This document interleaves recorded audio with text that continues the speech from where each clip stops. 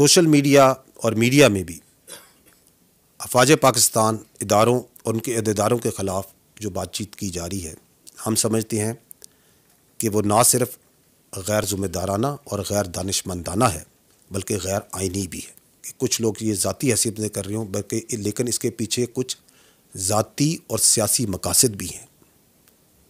और कुछ केसेस में बैरून मुल्क जो आपकी एजेंसीज़ हैं, जो हॉस्टाइल इंटेलिजेंस एजेंसीज़ हैं, उनके एजेंडे को भी आगे बढ़ाया जा रहा है। उनके आलाकार भी बने हुए हैं। आए रोज़ बेबुनियाद बग़ैर किसी जवाज़ के सुबह और शाम चेहरे और बग़ैर चेहरे के नामी और बेनामी अकाउंट से एक तवातर से एक प्रोपेगेंडा जारी है। अब ये आप मोअज़्ज़िज़ लोगों पे है, जो इतने तजर्बाकार लोग हैं पाकिस्तान के अवाम में, कि वो उसको किस तरीके से देखते हैं। अफवाज पाकिस्तान का जो कानून कवानीन है, जो हमारी ट्रेनिंग है, जो हमारा डिसिप्लिन है, वो हमें इस बात की इजाज़त नहीं देता कि हम हर बिला बुनियाद इल्ज़ाम और तज्ज़िये का तुर्की ब तुर्की जवाब दें। लेकिन ये बात हम बताना ज़रूरी समझते हैं कि दुनिया की किसी और फ़ौज की तरह अफवाज पाकिस्तान भी धौंस और फ़रेब से इसको दबाव में नहीं डाला जा सकता। पाकिस्तान के ख़िलाफ़ जाली प्रोपेगेंडा करना